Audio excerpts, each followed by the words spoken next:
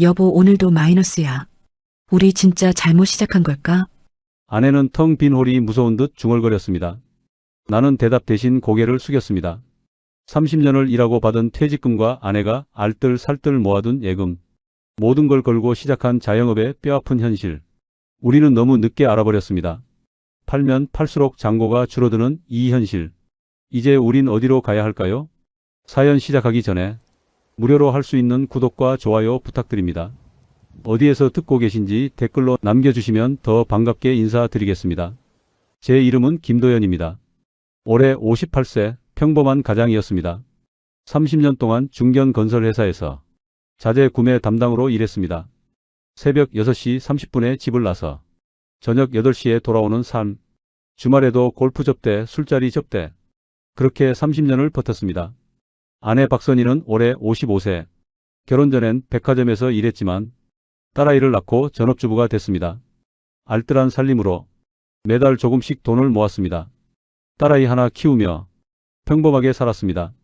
행복하진 않았지만 불행하지도 않은 삶이었습니다. 그런 제 인생이 작년 5월 어느 날 갑자기 무너졌습니다. 도연 씨, 잠깐 사무실로 올래요? 부장님의 목소리가 무거웠습니다. 사무실에 들어서자 인사팀장도 앉아 있었습니다. 도현 씨 구조조정 대상자 명단에 들어갔어요. 네. 58세면 정년까지 2년 남았잖아요. 회사 사정이 어려워서 명예퇴직을 권유하게 됐습니다. 머리가 하얘졌습니다. 제가 뭘 잘못했습니까? 잘못한 게 아니에요. 나이가 그렇다는 겁니다. 나이. 평생 성실하게 일했는데 결국 나이가 문제였습니다. 퇴직금은 규정대로 드리고 위로금도 조금 더 드릴 거. 한 달 안에 정리 부탁드립니다. 집으로 돌아오는 길. 다리에 힘이 풀렸습니다. 58세.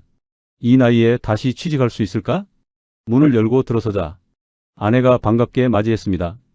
여보, 일찍 왔네? 나는 한참을 말을 잇지 못했습니다. 여보, 나 회사 그만둬야 할 것 같아. 아내의 얼굴이 굳었습니다. 무슨 소리야? 왜? 명예퇴직 대상이래. 그날 밤 우리 부부는 밤새 얘기했습니다. 다른 회사 알아볼까? 58세를 뽑는 회사가 어디 있겠어? 그럼 뭐하고 살아? 모르겠어. 정말 모르겠어. 한 달 뒤 나는 회사를 나왔습니다. 퇴직금 8,200만 원. 30년 일한 대가치고는 너무 적은 금액이었습니다. 아내 명의 예금은 4,300만 원. 총 1억 2,500만 원. 이게 우리가 가진 전부였습니다. 처음 몇 달은 재취업을 시도했습니다. 이력서를 수십 군데 넣었습니다. 하지만 돌아오는 답은 하나였습니다. 죄송합니다. 연령 조건이. 저희는 50대 초반까지만. 경력은 좋으신데 나이가.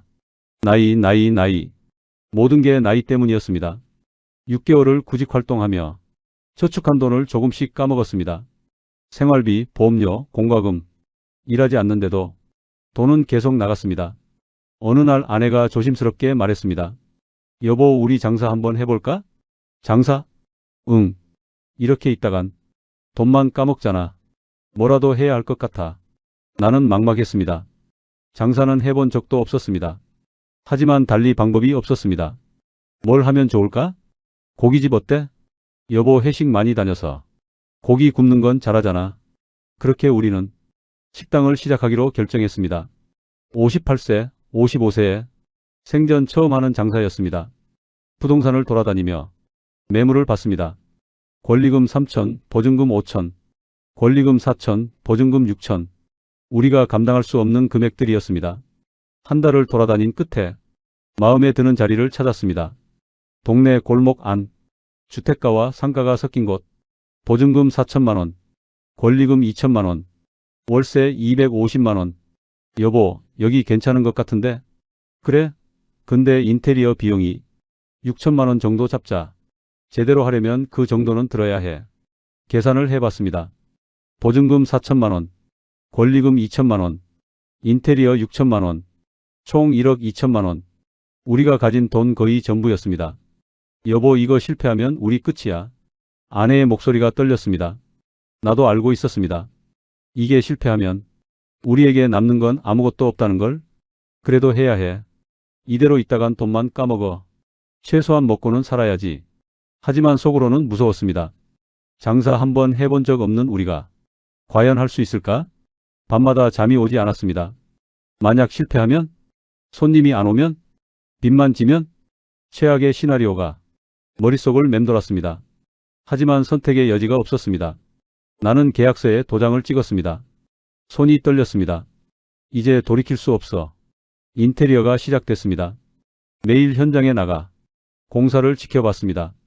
천장을 뜯고 바닥을 새로 깔고 주방을 만들고 테이블을 들이고 하나씩 만들어지는 걸 보면서 설렘보다 두려움이 컸습니다.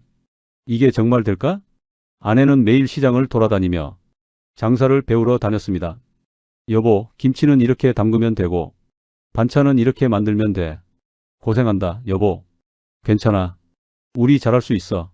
아내는 밝게 웃었지만 나는 알고 있었습니다. 아내도 무섭다는 걸, 불안하다는 걸. 딸아이가 전화를 걸어왔습니다. 아빠, 진짜 장사하시는 거예요? 응, 아빠가 달리 방법이 없어서. 걱정돼요. 무리하지 마세요. 괜찮아. 아빠 아직 건강해. 하지만 전화를 끊고 나니 눈물이 났습니다. 30년 회사 다니며 딸한테 떳떳한 아빠였는데 이제는 장사하는 아빠가 됐습니다. 오픈 일주일 전 나는 완성된 가게에 앉아 있었습니다. 깨끗한 테이블 8개, 반짝이는 주방기구들, 새로 단장한 홀, 전부 우리 인생이 녹아든 것들이었습니다. 여보, 우리 잘할 수 있을까? 아내가 불안한 목소리로 물었습니다. 나는 아내의 손을 꼭 잡았습니다. 모르겠어. 솔직히 무서워. 근데 이미 시작했잖아. 이제 최선을 다하는 수밖에.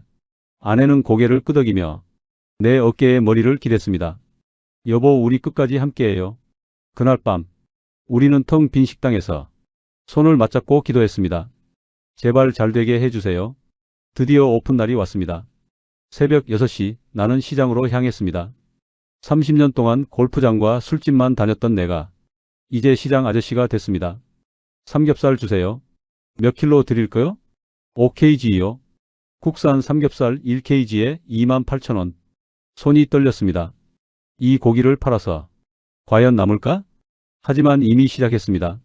채소 가게에서 상추를 샀고 반찬 재료를 샀고 쌈장과 된장을 샀습니다. 장바구니가 무거웠습니다. 무게가 아니라 책임감이 무거웠습니다. 가게로 돌아와 아내와 함께 준비했습니다. 여보, 반찬 이렇게 담으면 돼? 응, 좋아. 깔끔하네. 오전 11시. 우리는 문을 열었습니다. 간판에 불이 들어왔습니다. 도현이네 삼겹살. 평범한 이름이었지만 우리에겐 인생 제이막이었습니다. 하지만 정오가 지나도 손님은 오지 않았습니다. 우리는 텅 빈 홀에 앉아 초조하게 기다렸습니다. 여보, 혹시 오늘 아무도 안 오면? 괜찮아. 첫날이니까 그럴 수도 있지. 하지만 나도 불안했습니다. 오후 12시 10분. 드디어 첫 손님이 들어왔습니다. 젊은 부부였습니다. 어서 오세요. 우리는 너무 반가워서 목소리가 컸습니다. 손님은 살짝 놀란 표정이었지만 자리에 앉았습니다. 사장님, 여기 오늘 오픈이에요? 네, 오늘 첫날입니다. 그럼 삼겹살 2인분 주세요. 나는 주방으로 달려갔습니다. 떨리는 손으로 고기를 꺼내 석쇠에 올렸습니다. 제발 맛있다고 해주세요. 고기가 지글지글 익어갔습니다. 아내는 반찬을 세팅하며 환하게 웃었습니다. 손님이 고기를 한 점 먹더니 말했습니다. 오, 고기 신선하네요? 그 한마디에 눈물이 날 것 같았습니다. 우리가 잘하고 있구나. 첫날의 감격 이후 우리 식당은 순조롭게 자리를 잡아갔습니다. 다음 날도 그 다음 날도 손님들이 하나둘 들어오기 시작했습니다. 여기 새로 생긴 집이죠? 고기 맛있다고 소문 들었어요. 국산만 쓴다며요? 나는 주방에서 손님들의 말을 들으며 가슴이 벅찼습니다. 30년 회사 생활하며 느껴보지 못한 감정이었습니다. 내 손으로 만든 음식을 누군가 먹고 좋아한다는 것, 이게 이렇게 뿌듯한 일인지 몰랐습니다. 일주일차 매출은 520만원, 둘째 주 매출은 680만원, 숫자가 조금씩 올라갔습니다. 여보, 우리 잘하고 있는 것 같아. 아내는 환하게 웃으며 나를 안았습니다. 나도 웃었습니다. 이제 괜찮아질 거야. 오픈 한 달이 지났습니다. 매출 1200만원, 월세와 인건비, 재료비를 빼니 순이익 120만원. 많지 않았지만 나는 만족했습니다. 처음 치곤 괜찮아. 단골이 생기면 더 늘어날 거야. 단골 손님도 하나둘 생기기 시작했습니다. 사장님 또 왔어요. 여기 고기가 제일 맛있어요. 근처 직장인들이 점심시간마다 찾아왔고 주말이면 가족 단위 손님들이 웨이팅을 하며 기다렸습니다. 죄송합니다. 20분 정도 기다리셔야 할 것 같아요. 괜찮아요. 기다릴게요. 그 말을 들을 때마다 나는 행복했습니다. 58세에 시작한 새로운 인생. 꿈만 같았습니다. 어느 날 저녁 단골 손님 한 분이 말했습니다. 사장님, 요즘 이렇게 양심적인 집 보기 힘들어요. 고기 먹으면 속이 편해요. 감사합니다. 나는 진심으로 고마웠습니다. 둘째 딸 매출은 1,500만 원. 순이익 450만 원.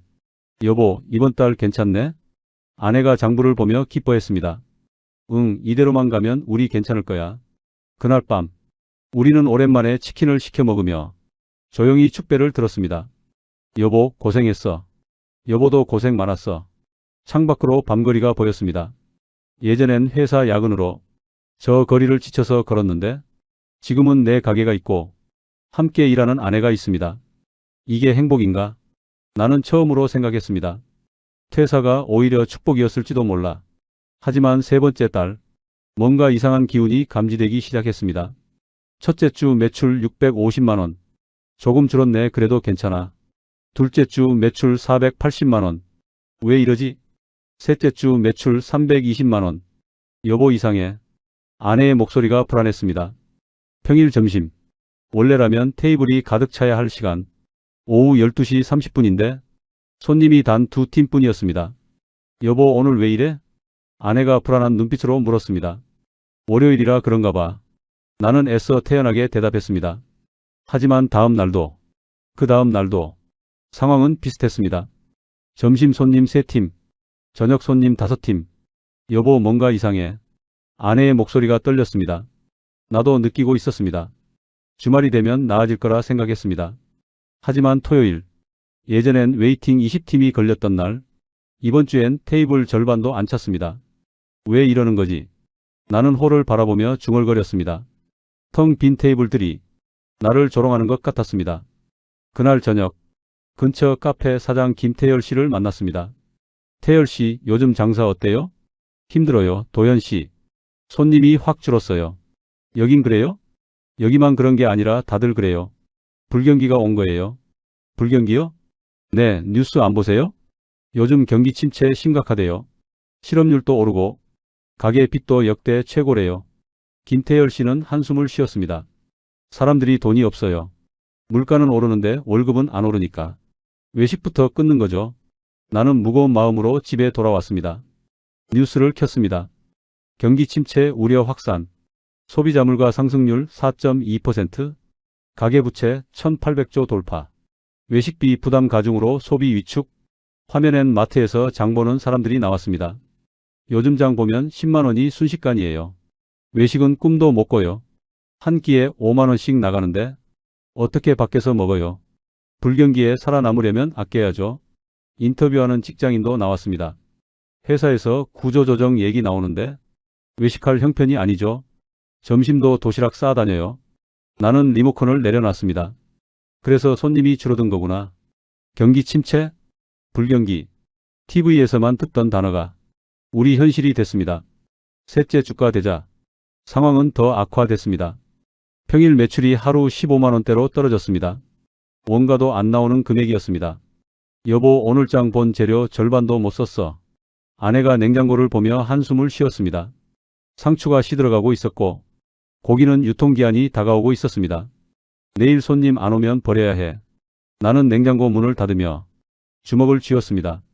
뭐가 문제지? 나는 스스로를 되돌아봤습니다. 음식이 맛없어진 건가? 서비스가 나빠진 건가? 내가 실력이 부족한 건가? 하지만 달라진 건 없었습니다. 우리는 여전히 최선을 다했고 국산 재료만 고집했고 손님들에게 친절했습니다. 그런데 왜? 넷째 주 매출은 280만 원, 셋째 달 총 매출 1,730만 원, 월세 250만 원, 인건비 120만 원, 식자재비 950만 원, 공과금 80만 원, 기타 비용 100만 원, 총 지출 1,500만 원, 순이익 230만 원. 여보, 지난달보다 590만 원 덜 남았어. 아내가 장부를 보며 떨리는 목소리로 말했습니다. 아직 괜찮아. 그래도 남았잖아. 나는 애써 밝게 말했습니다.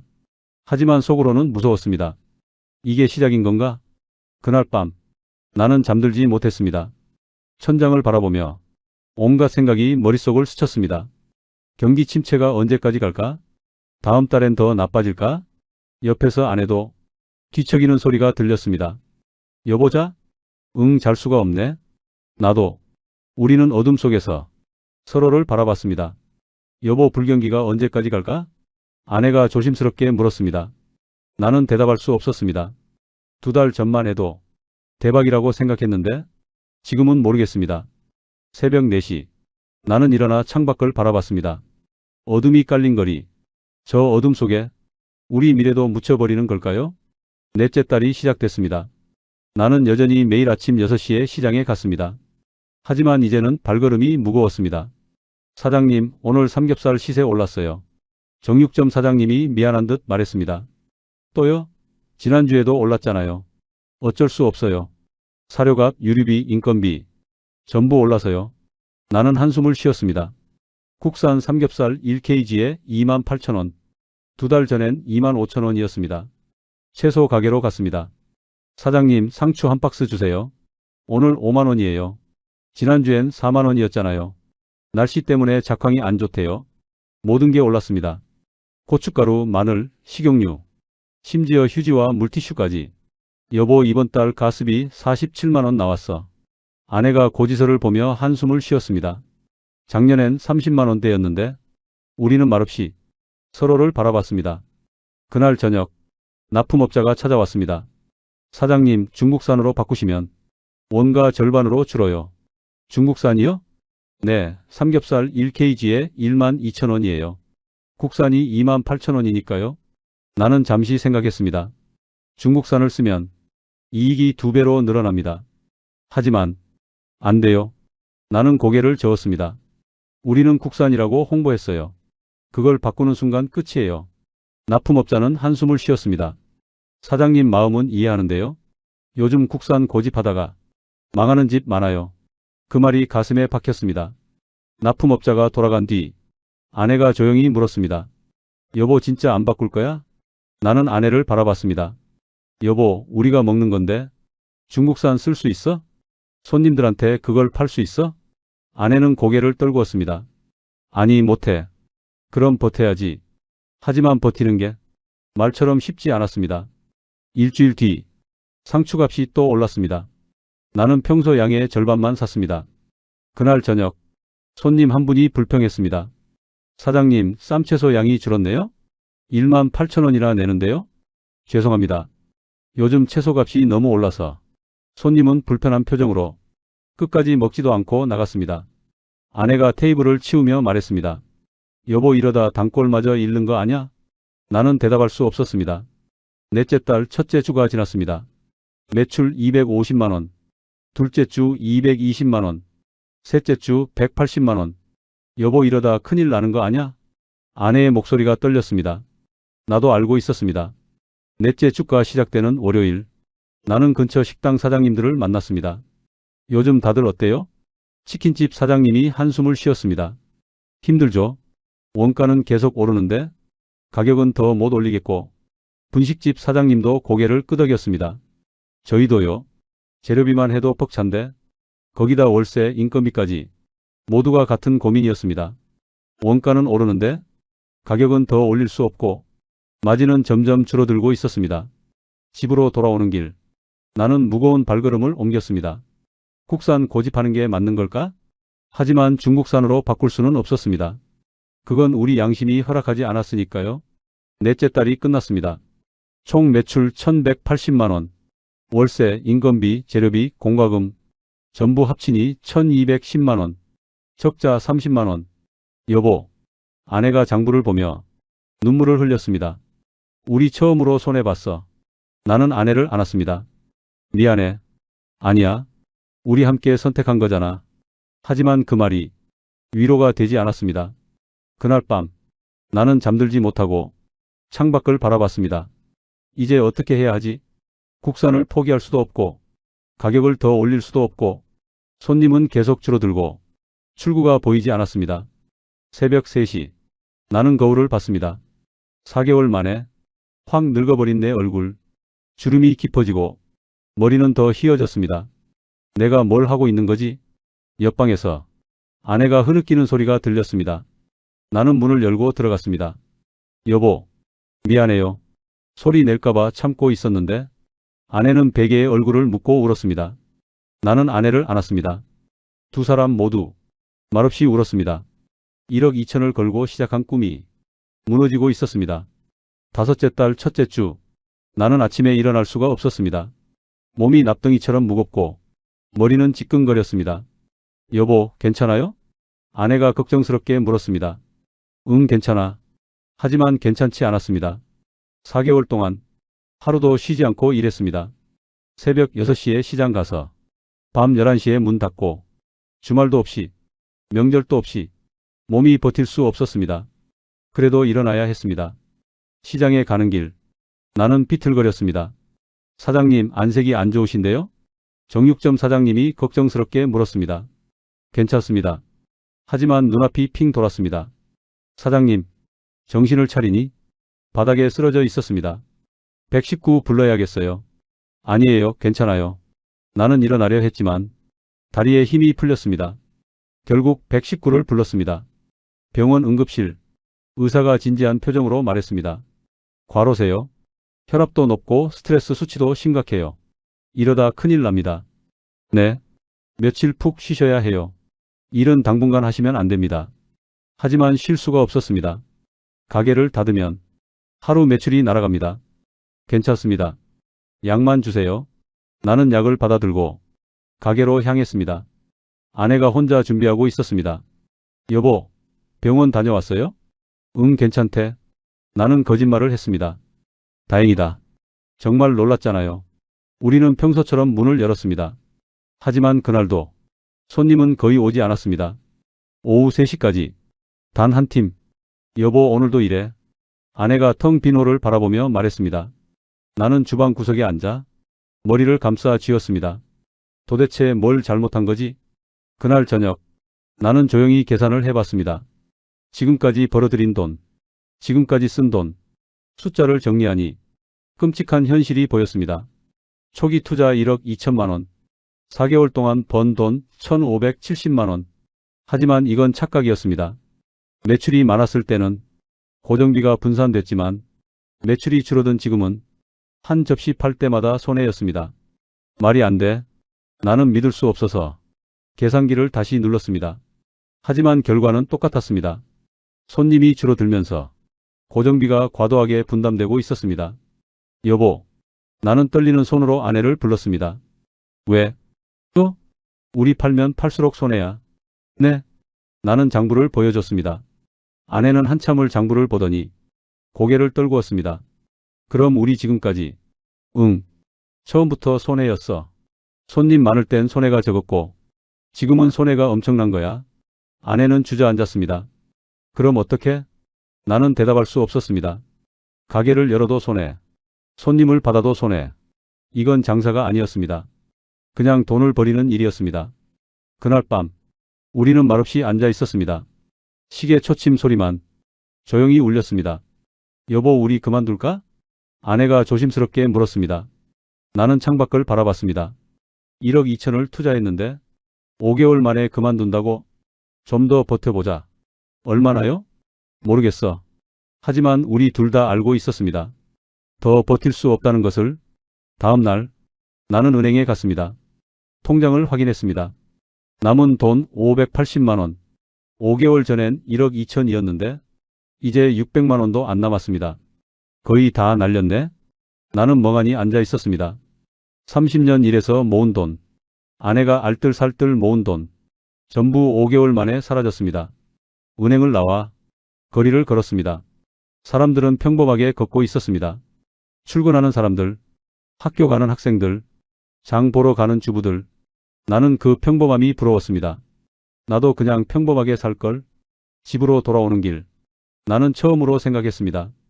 이제 정말 끝인가? 다섯째 딸 둘째 주. 나는 아내와 함께 잠시 숨 돌리려고 골목을 한 바퀴 돌았습니다. 정신적으로 너무 힘들었습니다. 가게만 있으면 텅 빈 홀이 나를 조롱하는 것 같았고 매일 줄어드는 통장 잔고가 나를 짓눌렀습니다. 여보, 잠깐 바람이나 쐬자. 우리는 천천히 골목을 걸었습니다. 그러다 우리는 말을 잃었습니다. 우리 옆 치킨집이 폐업 정리 중이었습니다. 유리문엔 노란 스티커가 붙어 있었고 안은 텅 비어 있었습니다. 여보, 저기. 아내가 손가락으로 가리켰습니다. 그 옆 분식집도 의자만 쌓여 있었습니다. 임대문이라는 팻말이 붙어 있었습니다. 우리는 계속 걸었습니다. 한 블록 아래 카페, 폐업 SALE, 그 옆 중국집, 정리 중, 골목 끝 일식집, 휴업. 여보, 이게 뭐야? 아내가 믿기지 않는다는 듯 중얼거렸습니다. 나는 하나씩 세어봤습니다. 하나, 둘, 셋, 넷, 다섯. 여보, 이 골목에서만 5집이 문 닫았어. 우리는 멍하니 서 있었습니다. 유리문에 붙어 있는 글자들, 임대 문의, 정리 SALE, 폐업 정산 중. 마치 무덤의 비석들 같았습니다. 사장님들은 다 어디 가셨대? 나는 옆 가게 주인에게 물었습니다. 치킨집 사장님은 빚만 남고 폐업했대요. 분식집은 시골로 내려갔고요. 카페 사장님은 우울증으로 입원했다던데요. 나는 가슴이 철렁 내려앉았습니다. 다들 힘드시나 봐요. 힘든 정도가 아니죠. 요즘 세상이 전부 이래요. 건설업도 망하고 프리랜서들도 일 없고 어디든 불경기예요. 그 순간 깨달았습니다. 우리만 무너진 게 아니었다. 자영업자만 힘든 게 아니었다. 대한민국 전체가 동시에 무너지고 있었다. 카페 사장 김태열 씨를 찾아갔습니다. 그는 홀에 혼자 앉아 멍하니 창밖을 바라보고 있었습니다. 태열 씨, 도연 씨. 그의 목소리엔 힘이 없었습니다. 요즘 어때요? 김태열 씨는 씁쓸하게 웃었습니다. 도연 씨, 망하는 게 우리 잘못이 아니에요. 요즘 어디든 다 힘들어요. 제 동생이 건설회사 다니는데요. 거기도 구조조정 들어갔대요. 프로젝트가 다 중단됐다고. 부동산이 얼어붙으니까요. 김태열 씨는 한숨을 쉬었습니다. 그렇구나. 불경기가 온 거예요, 도연 씨. 자영업자만 힘든 게 아니라 직장인도 프리랜서도 건설업도 대한민국 전체가 힘든 거예요. 나는 할 말을 잃었습니다. 집으로 돌아오는 길. 나는 뉴스를 봤습니다. 건설 수주액 30% 급감. 프리랜서 10명 중 8명 소득 감소. 중소기업 구조조정 확산. 실업률 역대 최고치. 화면엔 여러 인터뷰가 나왔습니다. 건설 현장 노동자가 말했습니다. 일이 없어요. 현장이 다 중단됐어요. 한 달째 일 못 구하고 있어요. 나는 리모컨을 내려놨습니다. 우리만 힘든 게 아니었구나. 그날 밤 나는 통장을 확인했습니다. 남은 돈 580만 원. 이대로 가면 2개월 후엔 바닥입니다. 여보, 우리 어떡해? 아내가 떨리는 목소리로 물었습니다. 폐업할까? 폐업하면 보증금 받아도 빚만 남잖아. 나는 고개를 끄덕였습니다. 보증금 4천만 원을 받아도 원상복구비, 미수금, 위약금, 정리하는 데만 800만 원 넘게 듭니다. 그럼 좀 더 버텨볼까? 뭘로? 돈이 없는데? 나는 한참을 고민했습니다. 여보, 대출 받자. 대출? 자영업자 대출 있잖아. 그거라도 받아서 버텨보자. 아내는 불안한 표정이었습니다. 빚을 지는 건데? 알아. 근데 지금 폐업하면 더 큰 빚이 남아. 조금만 더 버티면 경기가 나아질 수도 있잖아. 나는 스스로도 확신이 없었습니다. 하지만 포기할 수 없었습니다. 다음 날 나는 은행에 갔습니다. 자영업자 대출 상담 받으러 왔습니다. 상담원이 서류를 검토했습니다. 5개월 영업하셨네요. 대출 가능 금액은 3천만 원입니다. 금리는요? 연 5.8%입니다. 높은 금리였습니다. 하지만 선택의 여지가 없었습니다. 신청하겠습니다. 서류를 작성하며 손이 떨렸습니다. 빚을 지는구나. 58세에 처음으로 대출을 받았습니다. 통장에 3천만 원이 들어왔습니다. 숫자를 보니 안도감과 두려움이 동시에 밀려왔습니다. 이걸로 조금 더 버틸 수 있어. 동시에 이 돈도 다 날리면 집으로 돌아와. 아내에게 말했습니다. 3천만 원 받았어. 그래요. 아내는 복잡한 표정이었습니다. 여보, 미안해. 아니야. 우리 함께 결정한 거잖아. 그날 밤 우리는 말없이 앉아 있었습니다. 대출금 3천만 원. 이게 우리의 마지막 희망이었습니다. 동시에 마지막 도박이기도 했습니다. 대출금 3천만 원이 들어온 날 나는 처음으로 편히 잠을 잤습니다. 이제 조금 숨통이 트이겠지. 하지만 그건 착각이었습니다.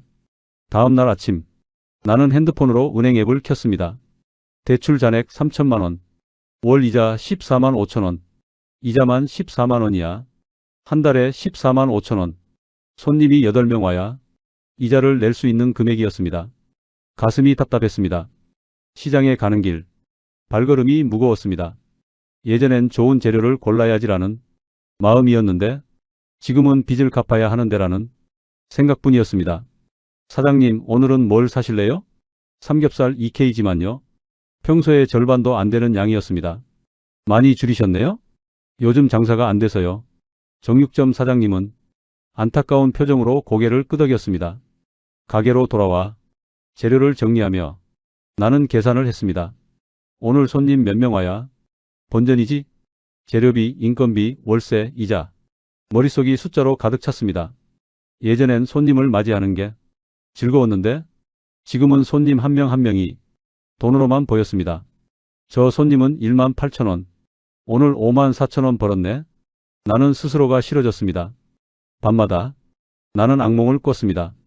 빚이 눈덩이처럼 불어나는 꿈, 은행에서 독촉하는 꿈, 가게를 빼앗기는 꿈, 새벽 3시에 깨면 식은땀이 흘렀습니다.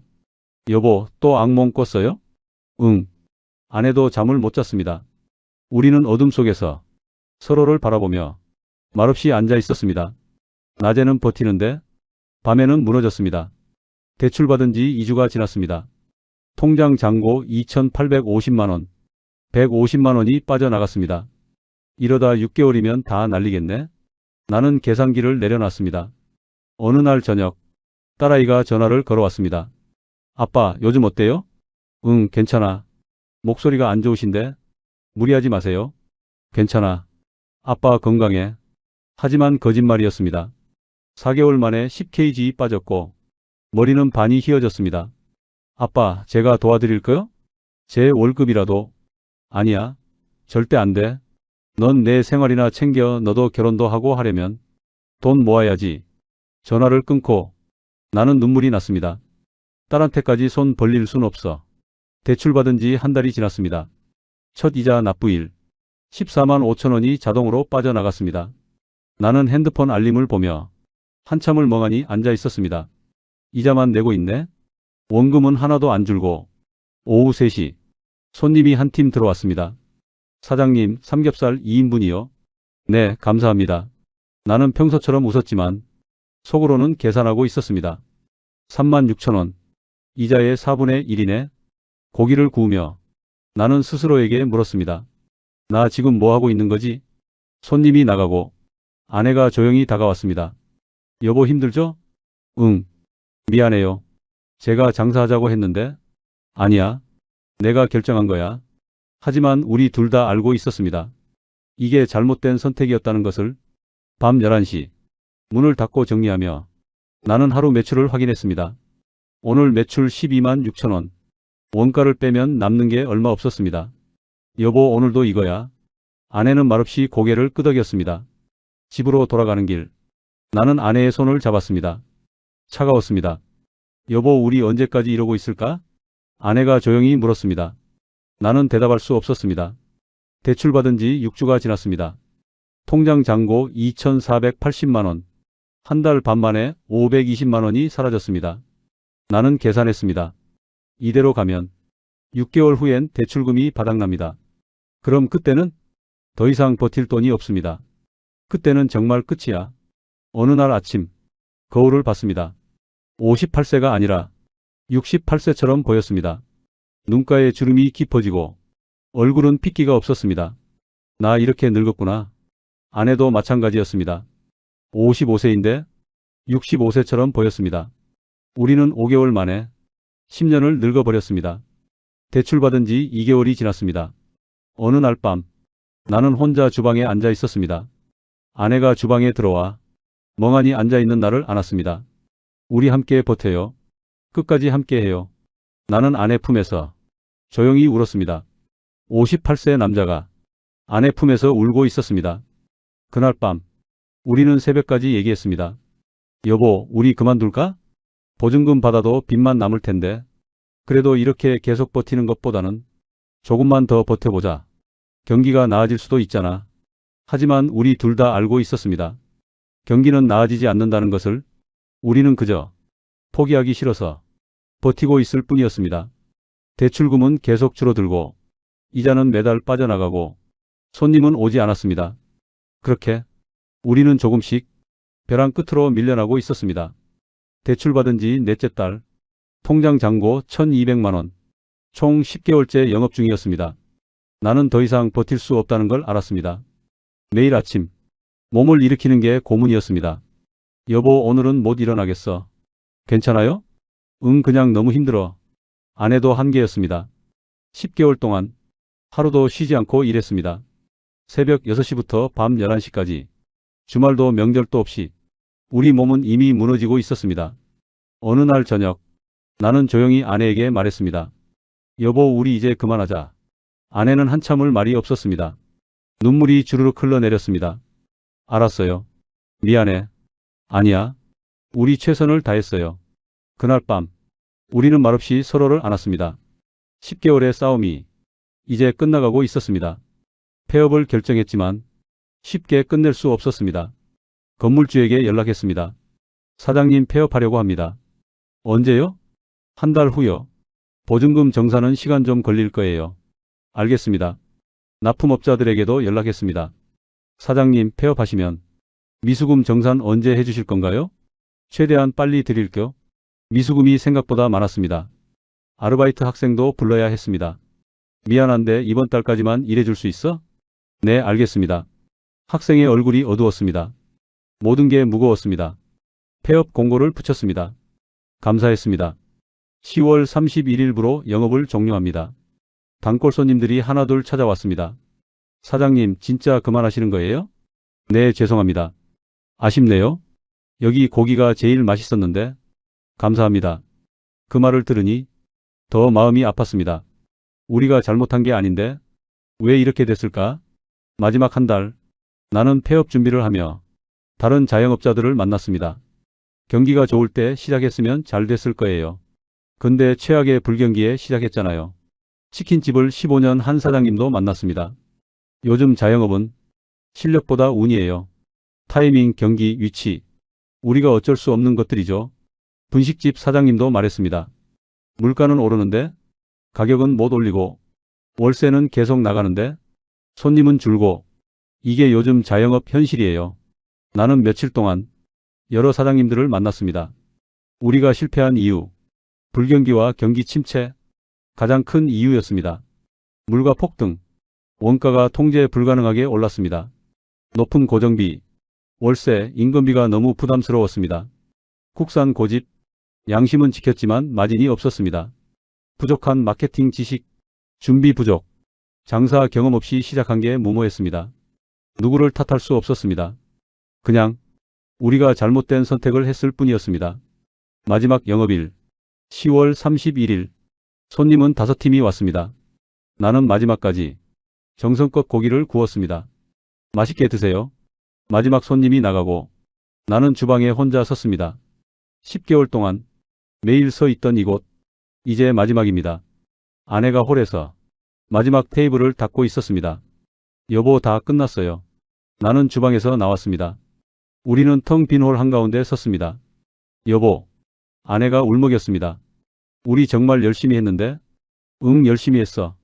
우리는 서로를 안았습니다. 10개월의 시간이 주마등처럼 스쳐갔습니다. 오픈 첫날의 설렘, 손님들로 가득 찼던 홀, 맛있어요 라던 단골들, 그리고 점점 텅 비어가던 테이블들, 모든 게 끝났습니다. 마지막으로 불을 끄고 문을 잠갔습니다. 여보, 가자. 우리는 뒤돌아보지 않고 걸었습니다. 폐업 후 일주일, 나는 아무것도 하지 못했습니다. 하루 종일 집에 누워 천장만 바라봤습니다. 나 이제 뭐하지? 58세, 10개월 장사로 거의 1억 원을 날렸습니다. 다시 일자리를 구해야 하는데 몸을 움직일 수가 없었습니다. 여보, 밥 먹어요. 응. 하지만 식욕이 없었습니다. 아내도 마찬가지였습니다. 우리는 패배자가 된 기분이었습니다. 2주가 지났습니다. 통장을 정리했습니다. 보증금, 설비 매각, 재고 처분. 전부 합쳐도 얼마 안 남았습니다. 폐업 비용, 미수금 정산까지 하고 나니 손에 쥔 건 얼마 되지 않았습니다. 여보, 우리 1억 가까이 날렸어. 아내가 통장을 보며 울었습니다. 나도 눈물이 났습니다. 하지만 울고만 있을 수 없었습니다. 다시 일을 시작해야 했습니다. 구인구직 사이트를 열었습니다.